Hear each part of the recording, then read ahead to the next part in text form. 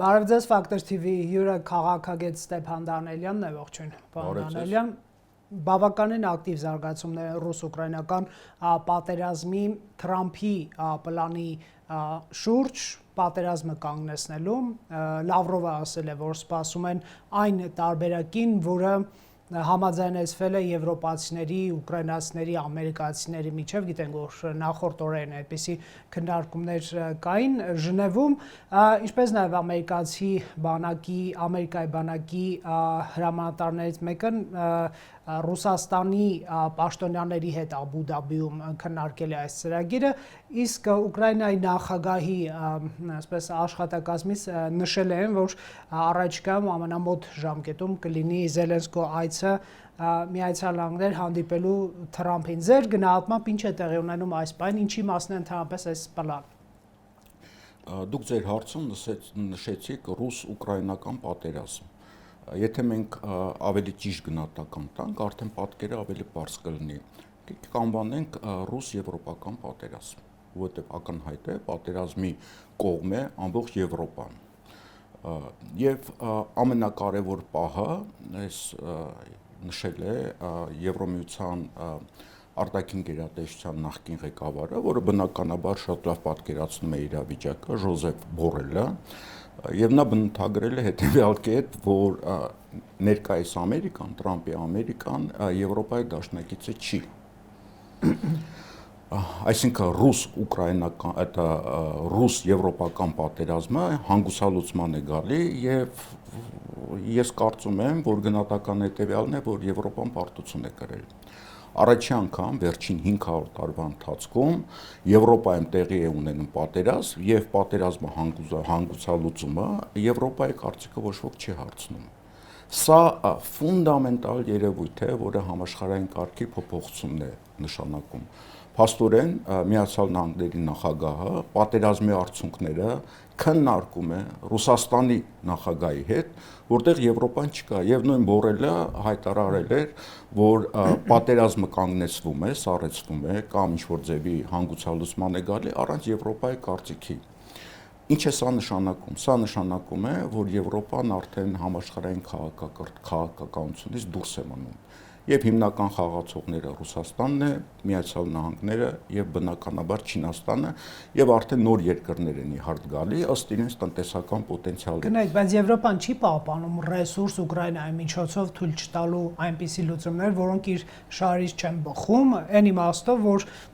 Ուկրաինային զինել, տալ ռեսուրսներ պատերազմը շարունակելու եւ մերժելու Թրամփի այս պլան։ Բնականաբար Եվրոպան դիմադրում է եւ հիմնական պատճառը այն է, որ իրենք սեղանի շուրջը նստած չեն։ Այսինքն պատերազմը, երբ որ տեղի է ունենում, լինում է խաղաղության կոնֆերանս, առաջի համաշխարհային պատերազմից հետո երկրորդի, հետո Վեսպալյան պատերազմը, 7-ամյա պատերազմը դրանից հետո, որից հետո նոր աշխարհակարգ է ձևավորվում։ Եվ ովքեր որ սեղանի շուրջը նստած են, իրենց շահերը դնում են սեղանին եւ նոր սկզբունքների մասին է պայմանավորվում։ Սեղանի շուրջ Եվրոպան չկա։ Հիմա Եվրոպան կարող է տարբեր պատճառաբանումներ բերել, թե բնականաբար, որպեսզի առանց իրեն լուծում չլինի, բայց Եվրոպան ըստ էության խաղից դուրս է մնացել, նոր աշխարհակարգ է ստեղծվում եւ մի ինֆորմացիա էլ կար, որը ես չգիտեմ որքանով է ճիշտ, բայց ես կարծում եմ բավականին տրամաբանական է եւ դա ուղղակիորեն առնչվում է Հայաստանին։ Պետդեպարտամենտի քաղաքական գծով տեղակալը, որը վերջերս Հուկերը ժամանել էր Երևան, ըստ այդ ինֆորմացիայի Թրամփի ուղին երրորդ կողմ պետք է լինի եւ երրորդ կողմը պետք է լինի Ռուսաստանը։ Ես նորից եմ ասում, չգիտեմ այդ ինֆորմացիան որքանով է ճիշտ, բայց դեռևս ամիսներ առաջ ես այն կարծիքն էի առաջ քաշում, որ տրիպի ճանապարհին լինելու է նաեւ երրորդ կողմը Ռուսաստանը։ Ինչի համար, որտեղ սա լինում է կամ պատերազմի օջախ Հարավային Կովկասը, կամ լինում է համագործակցության օջախ։ Համագործակցության օջախում, եթե Ռուսաստանը չկա, ապա սա դառնում է պատերազմի օջախ, հաշվի առնելով նաև Իրանի կարծիքը, որի համար Հարավային Կովկասը եւ Սյունիքը չափազանց կարեւոր է։ Իսկ Ռուսաստանի տեսքը ձեր կարծիքով այդ ապաշրջափակման հարցում ինչպիսին կարող է լինել ռուսական ԱԴՑ-ի կանգնեցման մասին մեղրի ճանապարհի վրա, միգուցե նոյեմբերի 9-րդ կետը մեկնաբանելիս այդպիսի սցենար պատկերացնենք, բայց հիմա ոնց որ խոսակցություն չկա։ Ինչպես եք դուք պատկերացնում։ Ես պատկերացնում եմ հետևյալ կողմ վերադառնանք ուկրաինական հարցին։ Ուկրաինական հարցի նաև որ հարցն է, որ եվրոպացիների դժգոհությունն է առաջացրել, որ Ռուսաստանի սառեցված այն գումարները Միացյալ Նահանգները Ռուսաստանի հետ միասին են օգտագործել միասնական տնտեսական ծրագրերի վրա։ Ենթադրվում է նաև, որ նաև Ուկրաինայի Դոնբասի հատվածի հանածոների մասով դեղ լիցիում կա եւ տարբեր կարևոր Կներեք, բայց խոսում է, որ այդ 100 միլիարդը Ուկրաինայում ոնց որ 100 միլիարդը Ուկրաինայում, իսկ մնացածը համատեղ օգտագործման, որտեղ Միացյալ Նահանգները 50% եկամուտ պետք է ունենա, այսինքն Ռուսաստան եւ Միացյալ Նահանգները միմյանց հետ աշխատում են տնտեսական ծրագրերի վրա։ Իսկ Տրամպը տնտեսական մտածողություն ունի, չէ՞, բիզնեսմեն է եւ գործարքներ է կնքում։ Եթե Ուկրաինայում այս համագործակցությունն է գնում, բնականաբար նաև Հարավային Կովկասում եւ տրիպի Սյունիքի ճանապարհի վրա նույնպես համագործակցելու են եւ երբ որ այդ տրիպի պայմանագիրը կնքեց, շատ հետաքրքիր է Ռուսաստանի արձագանքը չափազանց զուսպ եւ ավելի կարեւոր էր Իրանի արձագանքը, որը նույնպես չափազանց զուսպ էր, հա Իրանի համար հասկանում եք, ինչ է նշանակում Մեղրի ճանապարհը, իր գոյության հարցն է, կարող է ինքը սկսի մասնատվել, հա, այդ թուրքական աշխարհի տրամաբանության մեջ, եւ նորից եմ գալի, այստեղ Եվրոպան դուրս է մղվում, այսինքն 500 տարվա ընթացքում առաջի անգամ, երբ որ Եվրոպան գաղութատիրություն ուներ, տնտեսական զարգացումներ Եվրոպայից կախված, գիտությունը, գիտելիքը, արվեստը, մշակույթը, չէ, Եվրոպայի դոմինանտն էր ամբողջ աշխարհում, Եվրոպան դուրս է մնում այս process-ներից, նաև տնտեսական առումով, նաև արվեստի, մշակույթի եւ այլն արդեն Եվրոպայում չեն այդ զարգացումները գնում, այսինքն Եվրոպան ոչ գաղափարախոսության առումով եւ մշակույթի, տնտեսության առաջատարը չի, ինովացիաների առումով արդեն տեղափոխվում է Ասիայի եւ Միացյալ Նահանգներ։ Այսինքն սա այն իրականությունն է, որը ուղղակիորեն ազդեցություն ունի նաեւ Հարավային Կովկասի զարգացումների վրա։ Իսկ 26-ի հայաստանյան ընտրությունների համատեքստում դուք տեսնում եք աշխարհաքաղաքական կենտրոնների շահեր կամ դրանց այսպես կիրառման հավանական սցենարներ, օրինակ կան ուժեր, որ պնդում են, որ Փաշինյանը այսպես ձեռնտու չի Ռուսաստանի Դաշնության եւ Ռուսաստանը իր ունեցած բոլոր ռեսուրսները, թե քաղաքական դաշտում առկա, թե բիզնեսի եւ այլն Հայաստանում նկատի ունեմ, կուղորթի, որ հեռացնի Փաշինյանին։ Դուք պատկերացնում եք այդպիսի բան։ Կուղորթի այն ինչ որ ինքը ունի իր ձեռներում խաղակարտեր, լուրջ խաղակարտեր չկա, որովհետև տեսեք, երբ որ աշխարհում աշխարհաքաղաքական անկայունություն է տեղի ունենում, ներքաղաքական պայքարները ունենում են նաև աշխարհաքաղաքական նշանակություն։ Մենք բերեցինք Բորելի խոսքերը, չէ, որ ասում էր Տրամպի Միացյալ Նահանգները Եվրոպայի դաշնակիցը չի, այսինքն Բայդենի Միացյալ Նահանգները Եվրոպայի դաշնակիցն էր, հա, որտեղ Բայդենի ժամանակ իրենք ուղղակիորեն ներգրաված են ուկրաինական պատերազմին, իսկ Տրամպը հիմա միջնորդի դեր է վերցնում եւ փորձում է տնտեսական օգուտներ ստանալ։ Եվրոպայում նույնպես ներքաղաքական պայքար է գնում, սկսած Բրիտանիայից, հա, Ֆարաջի կուսակցությունը Գերմանիայում, այլընտրանք Գերմանիայի համար, Ֆրանսիայում Լեպենը եւ այլն, այսինքն ներքաղաքական պայքարները ստանում են աշխարհաքաղաքական բնույթ։ Նույնը նաեւ Միացյալ Նահանգներում, հա, հանրապետականների եւ դեմոկրատների միջեւ։ Նույն process-ը գնում է նաև Հարավային Կովկասում, մասնավորապես Վրաստանում, չէ՞, անդիմություն, իշխանություն, աշխարհաքաղաքական ծրագրերով են հանդես գալի։ Նույնը Հայաստանից գործող վարչակարգը կամ վարչակարգի ղեկավարը նույնպես աշխարհաքաղաքական հայտարարություններ ան, նույնիսկ եկեղեցու շուրջ ստեղծված իրավիճակում։ Ասում է, սա ԿԿԲ-ի լրտեսն է, սա կայսրության շահերն է ներկայացնում, անդիմությունը Ռուսաստանի շահերն է ներկայացնում, այսինքն ներքաղաքական պայքարը ինքը մտցնում է արտաքին քաղաքական տրամաբանության, ինչի համար, որ արտաքին քաղաքական օժանդակություն ստանան դրսից ներքաղաքական պայքարում, բայց երբ որ մենք մտնում ենք Միացյալ Նահանգներ, Ռուսաստան համագործակցության դաշտ, որտեղ հիմքում դրված է տնտեսական շահերը, արդեն նման տոքսիկ դեմքեր, ինչպեսին Հայաստանի վարչապետն է, ինչպես Զելենսկին է, ինչպես ժամանակին Սաակաշվիլին է, տոքսիկ դեմքերը խաղից դուրս են գալի եւ գալիս են դեմքեր, որոնք կարող են այդ համագործակցության դաշտի վրա աշխատել եւ արտաքին համագործակցության տրամաբանության մեջ գործող քաղաքական գործիչները նաեւ երկրի ներսում են համագործակցության մթնոլորտ ստեղծում։ Այդ առումով ես կարծում եմ այդ Տրամպի ուղու այդ պայմանագիրը գործող վարչապետի քաղաքական գերեզմանն էր, որը ինքը չէր գիտակցում։ Բայց ինքը ստորագրեց։ Ինքը ստորագրեց, ինքը փորձում էր դրսից օգնություն բերել այդ տրամաբանության մեջ, բայց ինքը եթե այս ընթացքը գնա եւ ուկրաինական պատերազմը կանգնի, ռուս-ամերիկյան համագործակցություն սկսվի եւ Եվրոպան դուրս մղվի, այս հարցերի լուծման սեղանից, ապա Հարավային Կովկասում նույնպես այդ տրամաբանությունն է գալու եւ այդ Տրամպի ուղին, եթե երրորդ կողմը Ռուսաստանը մտնի, ապա գործող իշխանության քաղաքական գերեզմանակարը մենք կարձանագրենք 26 թվականի հունիսին։ Իսկ ԱՄՆ-ն ինչու պետք է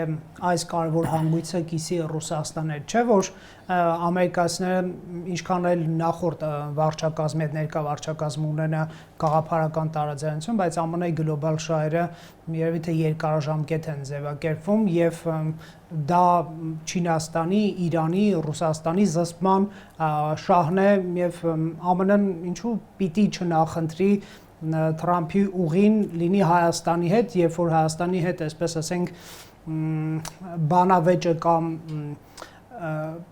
շահագործման պայմանների շուրջ խոսակցությունը ավելի հեշտ կարող է լինել, օրինակ պայմանների, օրինակ փայաբաժինների բաժանման տարբեր հարցերում, ինքը բերի իր մրցակիցներից մեկին, ինչքան էլ նրանք փորձում են Ուկրաինայում, այսպես ասենք, համագործակցել ինչ-որ եզրեր գտնել խաղաղության, ինչու պետք է Ռուսաստանի ներգրավմանը համաձայնվի ԱՄՆ-ն, բայց իհարկե դուք նշեցիք, որ չճշտված տեղեկատվություն է դա եւ այո, մինչեւ հիմա մենք չունենք փաստեր այն մասին, որ այդպես էլ տեղի կունենա։ Դուք շատ փայլուն եւ շատ լավ հարց տվեցիք, թե որն է տրամաբանությունը։ Տեսեք, 28 կետ է առաջ քաշել, չէ, Միացյալ Նահանգները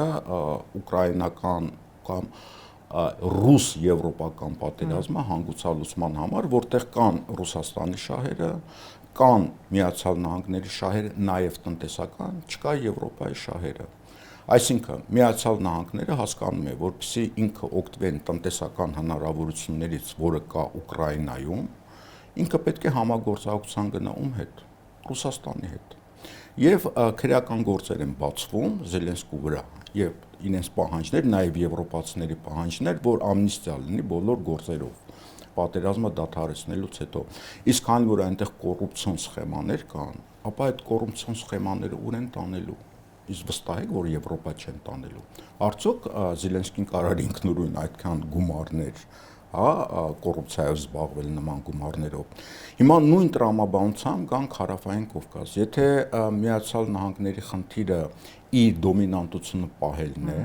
եւ տնտեսական խնդիրներ լուծելը հաշվի առնելով դեռևս 38 տրիլիոն պարտ կա ներքին եւ արտաքին, ապա Թրամփի վարչակազմը փորձում է այս տնտեսական հնարավոր ճգնաժամից դուրս գալ։ Եվ ինչի համար չհամագործակցել Ռուսաստանի հետ մեր տարածաշրջանում եւ ինքը պատրաստվում է այցի Չինաստան, որտեղ Չինաստանի ղեկավարի հետ նույնպես պետք է համաձայնության գա տնտեսական հարցերով։ Կներեք, ասածս այն է, եթե հնարավոր է ի հաշիվ Ռուսաստանի, ինչու Ռուսաստանը ներգրավել հնարավոր չի, որովհետև հնարավոր չի, տեսեք, Հայաստանում կա ռուսական բազա, Ռուսաստանը ուկրաինական պատերազմը սկսվեց ասելով, որ Ուկրաինան մտնելով ՆԱՏՕ-ի կազմի մեջ, ինքը վտանգ է Ռուսաստանի անվտանգությանը։ Նույն բանը ավելի սուր ձևով Հարավային Կովկասում է դրված, որովհետև Հարավային Կովկասում ոչ միայն Հարավային Կովկասի խնդիրն, այլ նաև հյուսիսային, այնտեղ կան Դաղստան, Չեչնիա եւ այլն եւ ինչ է իսլամական բնակչություն, կենտրոնական Ասիա եւ այլն, այսինքն եթե այս տարածքները իր ազդեցությունից ինքը կորցնի, հաջորդ կոնֆլիկտները լինելու են Ռուսաստանի տարածքում։ Նայեք 19-րդ դարում ինչի համար Ռուսաստանը եկավ Հարավային Կովկաս։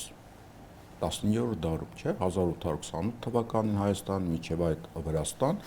որտեղ Ռուսաստանի խնդիրն է դուրս գալ տաք ծովեր, սև ծով։ Իսկ սև ծով դուրս գալու համար պետք է հարավային մասը անվտանգությունը ապահովեր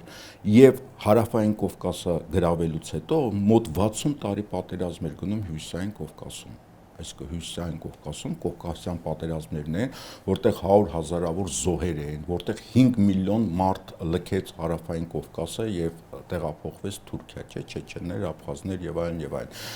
Այդ ամենը Սև ծովի ափերը անվտանգությունը ապահովելն էր։ Ստեղ կա նաեւ Իրանի դերը, Իրանի գործոնը։ Ուրեմն այստեղ, որտեղ ռուսական բազա է, ռուսական սահմանապահներ են, այն կողմում իրանական զորքերն են գտնվում, չէ՞, եւ ամեն անգամ, երբ որ խնդիրներ առաջանում հայ-ադրբեջանական, իրենք զորքերը մոտեցնում են, ասում են կարմիր գծերա եւ այլն։ Այդ կարմիր գծերը եւ Իրանի համար, եւ Ռուսաստանի համար մնացել են։ Այս տնտեսական շահեր ունենալու եւ իր ազդեցությունը ուժեղացնելու համար բնականաբար Միացյալ Նահանգներ ունեն մեկ ճանապարհ գնալ համագործակցության եւ Ռուսաստանի հետ եւ հաշվի առնել Իրանի շահերը։ Իրանի շահերը առաջերտին աշխարհակահաղական են, որպեսզի թուրքական աշխարհը չտարածվի կենտրոնական Ասիա, հաջորդ փուլում Իրանը չմասնատվի։ Միակ տարբերակը կամ այստեղ մեծ պատերազմ է լինելու, իսկ Միացյալ Նահանգները այդ պատերազմին չի կարող մասնակցել ֆիզիկապես, որովհետև ինքը հեռու է գտնվում եւ այդքան ռեսուրսներ չունի։ Միակ տարբերակը համագործակցությունն է։ Տեսեք, պարոն Դանիելյան, դուք ինչ եք մտածում հայաստանյան, այսպես թոփ քաղաքական ուժերի արտաքին դիրքավորման իմաստով, գիտեք ինչ նկատի եմ, եթե ձեր ակնարկն այն է, որ Թրամփի վարչակազմը կուզենա Հայաստանում տեսնել ավելի կոնսերվատիվ ուժերի իշխանություն, քան Փաշինյան։ Ես նման բան չասացի։ Չէ, սա զուտ իմ ենթադրությունն է, կարող է սխալ եմ եզրակացրել։ Արդյոք Հայաստանի հատկապես խորհրդանական ընդդիմություն կամ նրանց մերձ քաղաքական ուժերը սխալ չեն դիրքավորվում նույն ամերիկյան ծրագրերի նկատմամբ այս տարածաշրջանում, եթե Փաշինյանը գնում եւ օգոստոսի 8-ին ստորագրում է ոչ միայն Ադրբեջանի 17 կետանոց համաձայնագիր, նախաստորագրում է, որի խավոր է, այսպես ասենք, Միացյալ Նահանգներն է, ստացվում է այդպես, հա, մեր ընդդիմությունը ասում է մենք եթե գանք իշխանության կխմբագրենք այդ համաձայնագիրը, այսինքն որոշակի վերապահում է արտահայտվում Թրամփի արածի նկատմամբ, ես չասեմ չեղարկում է, բայց վերապահում են հայտնում կամ Թրամփի ուղու վերաբերյալ, երբ որ ասում են ԱՄՆ-ն, ասենք, թուրքերին է բերում Հայաստանի Հանրապետություն, դա նման չի այն բանին, որ գիտեք, մենք կարող ենք լինել Ամերիկայի գործընկերը, օրինակ թրիփի կառուցման ուղղությամբ, դա նման է ավելի շատ այն բանի, որ մենք սաբոտաժ կանենք այդ նախագիծը։ Կարող է իմ տպավորությունն է սխալ։ Չեք կարծում, որ ամեն դեպքում այսօրվա խորհրդանական ընդդիմությունը դիրքավորվում է ճիշտ այնպես, ինչպես դիրքավորվեց նոյեմբերի 9-ի նկատմամբ, էլի բացասական տոնով, հետո արդեն վերջում ասացին դա այդքան էլ վատ փաստաթուղթ չի։ Հնարավոր է հետո որոշ ժամանակ հետո ասեն օգոստոսի 8-ը այդքան էլ վատը չէր։ Ինչ եք դուք մտածում։ Ուզում եմ ասել, եթե Թրամփի, այսպես ասենք, հետ աշխատելու ցանկություն ունեն, արդյոք նրանց այս դիրքավորումները ճիշտ են։ Ինձ համար Նաև կնեք այս հարցը տալիս են Փաշինյանի հետ մրցակցության պայմաններում, որը ինչպես տեսակ աղոթքի նախաճաշ էր այստեղ անցկացում եւ մասնակցում։ Եվ որը ըստ էության տապալվեց։ Դե ամեն դեպքում։ Շատ լավ հարց էր, շատ լավ հարց տվեցիք եւ այդ հարցը ավելի խորքային պատճառներ ունի։ Ես չեմ կարծում, որ Հայաստանի ընդհանուր առմամբ ընդդիմադիր քաղաքական ուժեր, ես ինքս նույնպես ընդդիմադիր քաղաքական ուժեր ներկայացնում, Մայր Հայաստանը, ընդհանուր առմամբ, որ Հայաստանի քաղաքական ուժերը ինտելեկտուալ բավականին հարուստ փորձ ունեն։ Ես կարծում եմ դա այդպես չի, եւ ես կարծում եմ, որ այնքան էլ լավ չեն կողմնորոշվում զարգացումների մեջ։ Ավելին, տեսեք, քաղաքական ուժը պետք է ունենա իր մտքի ինստիտուտները, այսինքն կոնֆերանսներ կազմակերպի, գիտական հավաքներ կազմակերպի, հրավիրի տարբեր քաղաքական մասնագետներ, փորձագետներ, տարբեր ոլորտներում, տնտեսական, քաղաքական եւ այլն, համագործակցի դրսի փորձագետների հետ, գնա մարդիկ ուղարկի, որոնք այդ դրսի կոնֆերանսներին են մասնակցում, այսինքն գիտական միտք զարգացնի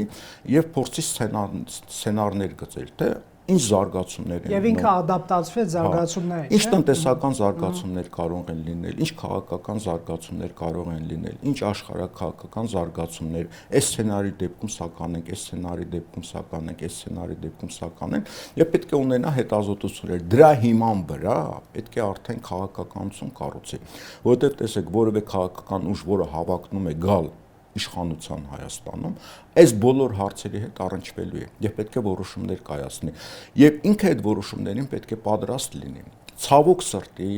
սրտի, դուք շատ ցավոտ թեմա շոշափեցիք, Հայաստանի քաղաքական կուսակցությունները, որոնք հավակնում են գան իշխանության, իրենք գիտական առումով, մտքի առումով պատրաստ չեն այն մարտահրավերներին, որոնք կան։ Նույնը տեղ ունեցավ 2018 թվականին։ Այսինքն փողոցից եկան մարդիկ, արդյունքում մենք տեսանք 20 թվականի պատերազմը, որը կարող է չլիներ, հետագա բազմաթիվ սխալներ, մեկ անձի կողմից որոշումներ կայացնել, որոշումները չդնել քննարկման, այսինքն մասնագիտական փաստաթղթեր չունենալին զարգացումներ կլինեն, արդյունքը եղավ ողբերգություն։ Եվ 20 թվականի պարտությունը դա մտքի պարտություն էր, ռազմական մտքի, տնտեսական մտքի, քաղաքական մտքի, աշխարհաքաղաքական մտքի։ Հիմա ցավոք սրտի այս process-ը շարունակվում է եւ ձեր տված հարցը իրոք շատ կարեւոր եւ շատ լավ հարց էր։ Ես չեմ կարող հստակ ասել, թե որքանով են Հայաստանի քաղաքական ուժերը պատրաստ այս մարտահրավերներին։ Գնայք մեխանիկորեն թվում է Փաշինյանը ինչ անի, այս ընդդիմության այս շրջանակների խնդիրն է դրան հակադրվել, ոչ թե հասկանալ տրամաբանությունը որն է, այդ զարգացումների տրամաբանությունը, ասենք Միացյալ Նահանգները այստեղ շահ է ձևակերպում, դուք եկաք իշխանության ենթադրենք, դուք եկուց հակադրվելու եք, կարող եք այս հարցը իդեպ նաև ձեր քաղաքական ուժին ընկալել, բայց ես անուղղակի էի տալիս էլի, հակադրվելու եք այդ շահին, թե փորձելու եք աշխատել այդ շահի հետ, թվում է թե Փաշինյանն ինչ անում է նրանք դեմ են, պարոն Դանիելյան, եւ ստացվում է, որ օրինակ Թրամփի վարչակազմի առումով կարող է ստացվել, սա զուտ ենթադրություն է, ոչ մի ինֆորմացիա չկա, որ Փաշինյանը լավ էլ հարմար քաղաքական գործիչ եւ քաղաքական խումբ լինի նրա համար, որովհետեւ կա ընդդիմություն, որը վիճարկում է Թրամփի գոյության իմաստը, կա Փաշինյան, որը Ամերիկացիներն ասում եկեք շատ արագ անենք այդ ամեն ինչը ես համաձայն եմ եւ այլ նույն ուղղությամբ օրինակ Թուրքիա եւ Ադրբեջանը դուք կարող եք ասել Փաշինյանին այսպես վերբով կենալ թող ներեն ինձ ռուսալեզու բառի համար Թուրքիա եւ ադրբեջանցիները նրանք կարող են որպես գործընկեր դիտարկել, հա, Փաշինյանին, որը իրենց պատկերացմամբ ռևանշիստ չի, Ղարաբաղյան հարց չի դնում, բավականին հարմար է նրա հետ այսպես գործընկերություն։ Կամ նույն Ռուսաստանի, օրինակ Փաշինյանը այսօր տեսեք շատ կարմիր գծեր չի հատել, որոնք ենթադրվում էր, որ կատե, ասենք հապկից սառեցվել են, բայց դուրս չեն եկել։ ԵՏՄ-ից միգուցե ինչ-որ մի օր դուրս գան, բայց այսօր դուրս չեն եկել ընտրություններից առաջ։ Եվրոպայի առումով օրենք են ընդունել ԵՄ-ին անդամակցության, Շանհայի որի իմաստավորներ։ Նկատի ունեմ, որ Փաշինյանը թվում է, թե այս կենտրոնների նկատմամբ դիրքավորվում է յուրաքանչյուրին հաճո դիրքավորման, որ կուզենային տեսնել այդպիսի Հայաստանի իշխանություն, եւ ընդդիմությունը ինչպես է դիրքավորվում։ 2018 թվականին, երբ որ այս մարդիկ փողոցից եկան կամ բերվեցին իշխանության, իրենց արտաքին ազդակներ են գալիս, ասում են սա արեք, գալիս են ասում են գնացեք պայմանավորվածության Ադրբեջանի հետ, որտեղ աշխարհաքաղաքական փոփոխությունները տեղի ունենան եւ Ռուսաստանի ռեսուրսը հիմնականում ուղղվելու է ապագայում Ուկրաինայի դեմ եւ կարող ավելի շուտ ուղղվեր, եթե նույն կոവിഡ്ը բանը չլիներ, հա, եւ Ռուսաստանին պետք էր հարավային Կովկասում հանգստություն։ Նման բազմաթիվ ազդակներ են եղել նաեւ արևմուտքից, Ֆրանսիայից, Միացյալ Նահանգներից, որտեղ Մինսկի խմբի անդամները առաջարկում են ծրագիր։ Շատ կարևոր է, երբ որ դրսից ազդակ են լինում եւ խոսք են ասում, Հայաստանում լինեն քաղաքական ուժեր, որոնք հասկանում են իրենց ինչ են ասում։ Ոչ միայն կողմ կամ դեմ լինեն, կամ հասկանան ինչ են ասում։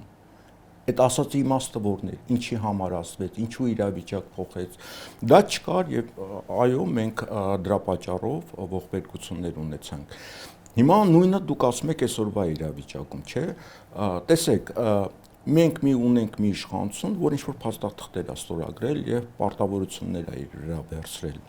Հաջորդ իշխանությունը կարող է գալ միանգամից այդ բոլոր պարտավորությունները մերժել։ Իհարկե չի կարող։ Այդ պարտավորությունների մեջ ես վստահ եմ եղել են բազմաթիվ սխալներ, որոնք մեր երկրի շահերի դեմ էին, բայց դրանք արդեն իրականություն է, որովհետև նոր իրականություն է ստեղծվել եւ ցանկացած հասուն քաղաքական ուժ, որը գալիս է իշխանության, ինքը պետք է փորձի շտկել իրավիճակը, մեր շահերից շարժվել, բայց ինքը չի կարող ժխտել այն, ինչ որ գերտերությունների հետ պայմանավորված են։ Այս առումով, այո, այս իրավիճակը պետք է հաշվի առնել եւ այդ իրողությունները նույնպես հաշվի առնել եւ այդ իրողություններից փորձել շահել։ Նույն բանը Թրամփի ուղին, չէ, ասում են երեք կողմ պետք է լինի։ Ովքեր են լինելու երրորդ կողմը։ Թուրքիան է լինելու, ոնց որ մասնավոր ընկերություն։ Իսրայելն, այդ մասնավոր ընկերությունում վերահսկողության տակ է լինելու, հա, Թուրքիայի վերահսկողության տակ, Ադրբեջանի վերահսկողության տակ, Իսրայելի վերահսկողության տակ, Մոսադի օրինակի համար, ռուսական վերահսկողության տակ։ Քանի հստակ չի,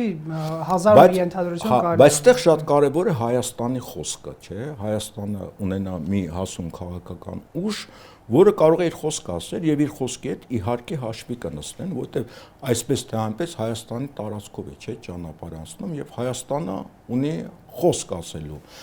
Եվ նաև ինքը կարող է ճիշտ արտաքին քաղաքականություն վարել եւ ձեռք բերել կողմնակիցներ եւ ասենք ազդել մյուս կողմի վրա, որովհետեւ ցանկացած քաղաքական գործընթաց դա առևտուր է,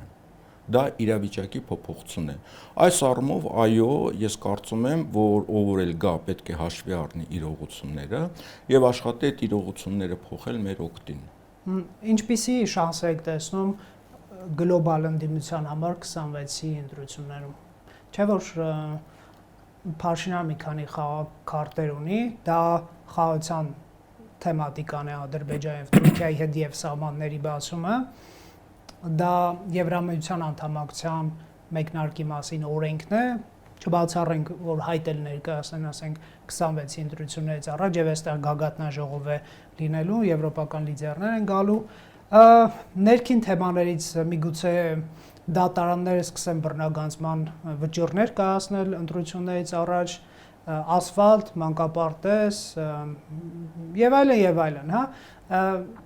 Սրանք արդյոք խաղաքարտեր չեն, որ կարող են նա ընդդիմությանը հաղթել 26-ում։ Դրանք խաղաքարտեր են նրանց համար, ովքեր չեն հասկանում իրականությունը։ Երբեք Ադրբեջանը կամ նույնիսկ Ադրբեջանը եւ Թուրքիան ինքնուրույն չեն կարող որոշում կայացնել հարձակվել Հայաստանի վրա։ Եվ ոչ էլ 20 թվականին Ադրբեջանը ինքնուրույն որոշում է կայացրել պատերազմ սկսել։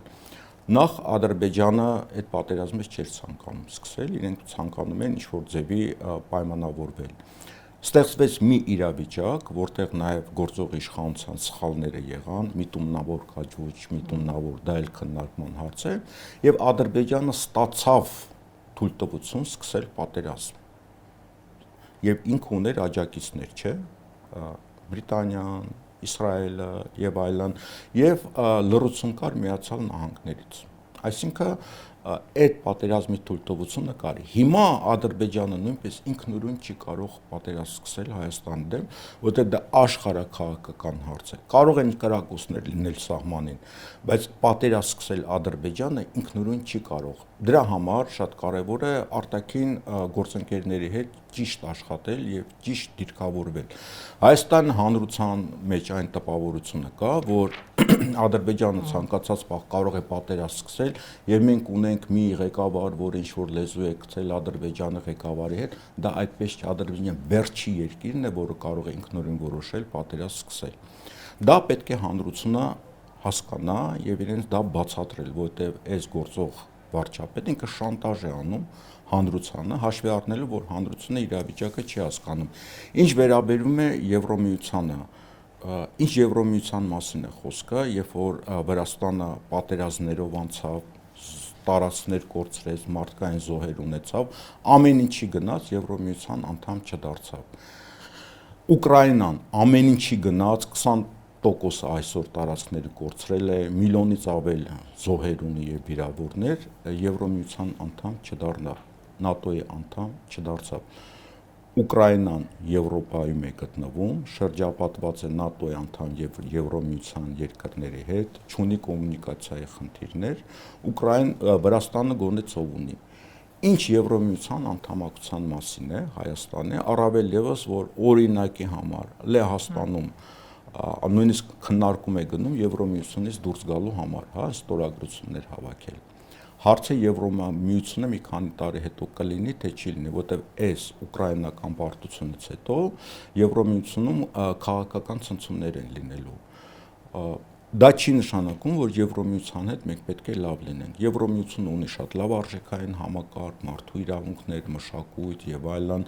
տնտեսական մեջ աջակցություններ մեզ ցույց տվել այս տարիների ընթացքում։ Բնականաբար Եվրոմիության հետ պետք է մենք ունենանք լավ հարաբերություններ, աշխատենք, բայց դա չի նշանակում հեքիաթներին հավատալ, որտեղ եթե դու հեքիաթների վրա ես քաղաքականություն փորձում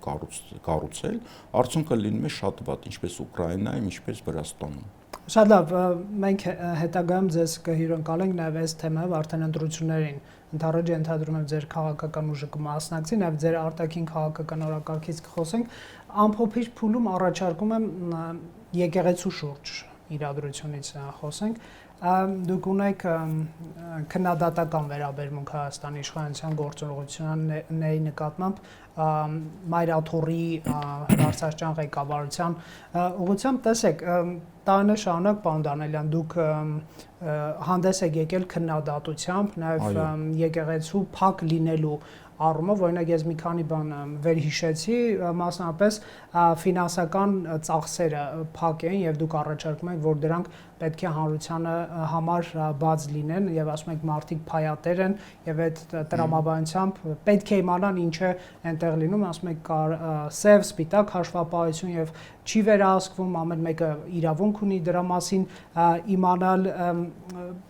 ասում եք օրինակ սպասավորների շրջանում կա անվստահություն կաթողիկոսի նկատմամբ կարգալուծությունների միջոցով վախի մթնոլորտ են ստեղծում, սա 17 թվականի հոկտեմբերին մեր կայքին եք, հա, այդ մեկնաբանությունը տվել եւ տոտալիտար կառույց է, հաշվետու չէ, որովհետեւ մեկին ասել եք ավտորիտար, ոչ թե ավտորիտար, այլ տոտալիտար ամեն դեպքում, հա, եկեղեցին չի պատասխանում մեր հարցադրումներին բաց լինելու վերաբերյալ Փաշինյանի ասածն ու արածը նույնը չի, ինչ որ դուք եք պնդում այն ժամանակ։ Ես ժամանակին եկեղեցին շատ եմ քննադատել եւ հիմա նույնպես կշարունակի քննադատել, եթե այս իրավիճակը ստեղծված չլիներ։ Տեսեք, դուք եթե քննադատում եք եկեղեցուն, խնդիրը որն է։ Մի խնդիր այն է, որպեսզի եկեղեցին վերափոխվի, մյուս խնդիրն է, որ եկեղեցին ոչնչացվի։ Ուրեմն այն քննադատությունը, որը ես տարիներ շարունակ արել եմ, նպատակը եղել է եկեղեցու վերափոխելը, որտեղ ձեր բոլոր այդ կետերը, որ կարդացիք, դա փոփոխության համար էր։ Եվ նաև այն ժամանակ եկեղեցին համագործակցում էր իշխանության հետ եւ իրեն փորձում էր պետական կառույց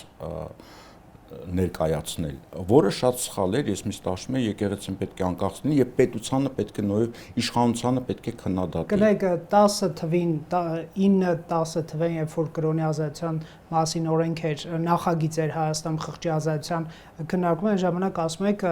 մենաշնորհներ կան տարբեր ոլորտներում, իսկ եկեղեցին ցանկանում է կրոնական ոլորտում ունենալ մենաշնորհ, սա Ազատություն ռադիոկայանից եմ ես վերցրել ձեր միտքը։ Ուրեմն եմ ասել բավական խիստ քննադատում։ Բավականին խիստ մի 2 տարի առաջ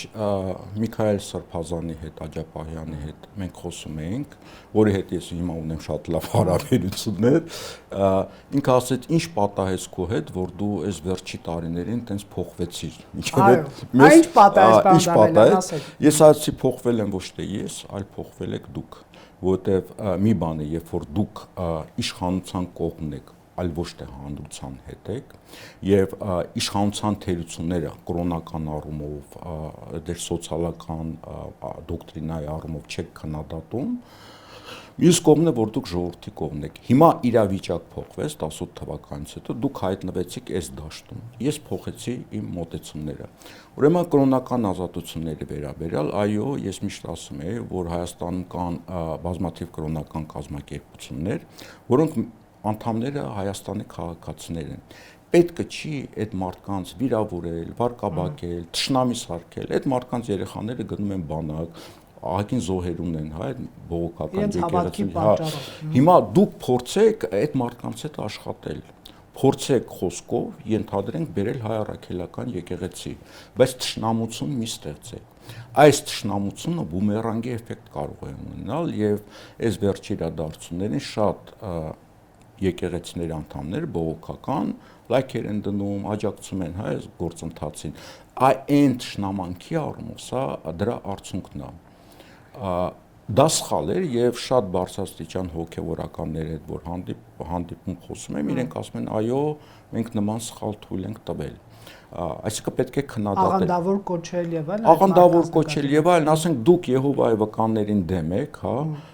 Եհովայի վկաների անդամները մեր քաղաքացիներն են, խոսեք իրենց հետ։ Եթե դուք կարծում եք սխալ եք, համոզեք ու դա շատ հեշտ է իմիջայլով համոզելը։ Ոչ թե պիտակավորեք։ Մի պիտա թշնամի մի սարքեք, որտեղ դա հասարակ մարդիկ են, որոնք իրենց այդ ճշմարտությունն են տվել, իրենք տենց են հավատում։ Դուք փորձեք ձեր ճշմարտությունը տալ, քրիստոնեական առումով ավելի ճիշտ ուղղություն ցույց տալու, որտեղ Եհովայի վկաների առումով կան բազմաթիվ խնդիրներ։ Կներեք, իսկ հիմա էլ է կարծում, որ կաթողիկոսի նկատմամբ կան վստահություն հոգևորականների նկատմամբ եւ կարգալուծություններով վախի մթնոլորտ են ստեղծում։ Ուրեմն ես հետեւյալը ասեմ,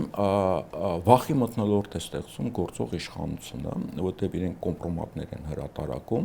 հրապարակում եւ այդ կոմպրոմատները բոլոր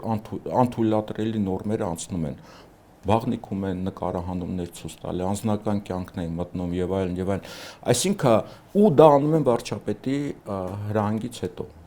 Եվ դա նշանակում է մեզանից յուրաքանչյուրը նույնպես այդ վտանգի տակ է, հա, մեր անձնական կյանքն են մտնելու, գաղտնալսելու են զուգարաններում, լողասենյակներում եւ այլն, հա։ Պատկերացրեք ընտանիքներ են քանդում, այս մեկը սրա սիրուհին է, այնտեղ կա ընտանիք, երեխաների եւ այլ նկարներն են ցույց տալի եւ այլն։ Եթե Հայաստանում լինեին իրավապաշտպան կազմակերպություններ, իրենք չպետք է լռեին։ Սա ցույց է տալի, որ նմանները չկան։ Հիմա ես վերադառնամ ձեր հարցին։ Եկեղեցում իհարկե բազմաթիվ խնդիրներ կան եւ այդ խնդիրները կան բոլոր եկեղեցիներում։ Ես ինքս կուսակրոնության դեմ եմ, ես համարում եմ, որ դա հնացած նորմ է, առավել եւս քրիստոնեության մեջ նման նորմ չի եղել ոչին ոչ նոր կտակարաններում, նույնիսկ Պողոս Առաքյալի նամակում կա որտեղ Տիմոթեոսի երկրորդ, որ ինքը իրեն հարց են տալի այդ առումով, ինքը ասում է եպիսկոպոսները պետք է մեկ կնոջով բավարարվեն, ավել պետք է չունենալ, իսկ քրիստոնեության ստեղծողը ստեյության հենասունը դա Պողոս Առաքյալն է եղել, հա։ Դա տնտեսական պատճառներով է այդ կուսակրոնության դաշտ բերելու հարցը։ Թափանցիկություն դաշտը այո պետք է բերել, ես կարծում եմ դա նաև եկեղեցու կաթողիկոսի եւ եպիսկոպոսների համար նաև պաշտպանության միջոց է, որտեղ որքան դու թափանցիկ ես, այնքան դու ավելի ուժեղ ես, այնքան ավելի ազդեցիկ ես։ Այս խնդիրները ավելի սուր ձևով կաթոլիկ եկեղեցում կա, ուղղափառ եկեղեցումներ կա, նույնիսկ բողոքական եկեղեցումներ կան։ Այս խնդիրները պետք է ուղղել, բայց մի բան է, երբ որ դուք ուզում եք խնդիրները ուղղել, մի բան է, երբ որ դուք եկեղեցի եք ոչնչացնում։ Ինչ է նշանակում ոչնչացնել հայ առաքելական եկեղեցին։ Դա նշանակում է ոչնչացնել Սփյուռքը,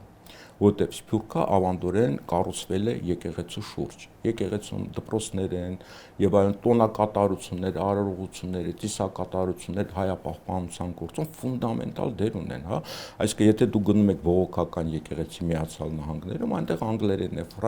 Ֆրանսիայում ֆրանսերենն է։ Եթե դուք գնում եք Միացյալ Նահանգներում հայ առաքելական եկեղեցի, այնտեղ հայերեն դպրոցներ են, հայերեն են սովորացնում, հայերեն են այդ արարողությունները կատարվում, դուք այդ եկեղեցում պսակ անելուց եւ այլն դառնում եք հայ առաքելական եկեղեցու միջոցով։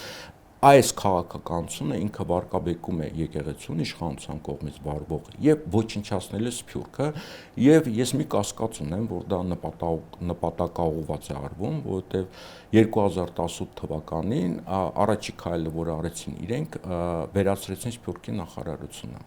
Ուրեմն Իսրայելում ամենահզոր կառույցները իրենց Սփյուռքի հետ աշխատող կառույցներ են։ Սփյուռքի նախարարությունը վարչապետի աշխատակազմ տանավարություն։ Դա ինչ է, դա հետախուզություն է, հակահետախուզություն է, կրթություն է, ազդեցության տարածում է, բերել է հայ ինովացիաներն են, որոնք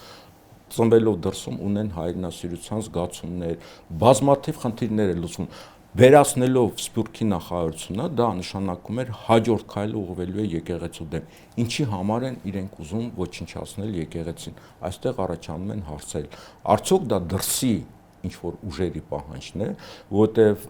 ադրբեջանական եւ հատկապես թուրքական հետազոտական կենտրոնները իրենց վերլուծություններով ասում են հայկական նացիոնալիզմը իրենց բառն եմ օգտագործում, հենված է եկեղեցու վրա եւ Սփյուռքի վրա։ Եթե մենք ուզում ենք հայերի ինքնագիտակցությունը վերացնել, պետք է հարված ուղղել այդ երկու կառույցներին։ Կնեք վերջի հարց, եթե եկեղեցու վերնախավը լիներ իշխանամետ այսօրվա իշխանության հանդեպ, դուք կպաշտպանեիք նրանց, թե կքննադատեիք։ Կքննադատեի։ Այսինքն նրանց քաղաքական դիրքորոշումն է ձեզ համար քաղաքական, սոցիալական եւ նաեւ իրենց կարեւորությունն եմ ես համարում դրսում։ Իհարկե, ես քննադատելով նման քայլեր չէի անի, մի կողմ դնենք, որ հնարավորություններ էլ չէի ունենա, ինչ որ անում է ներկայիս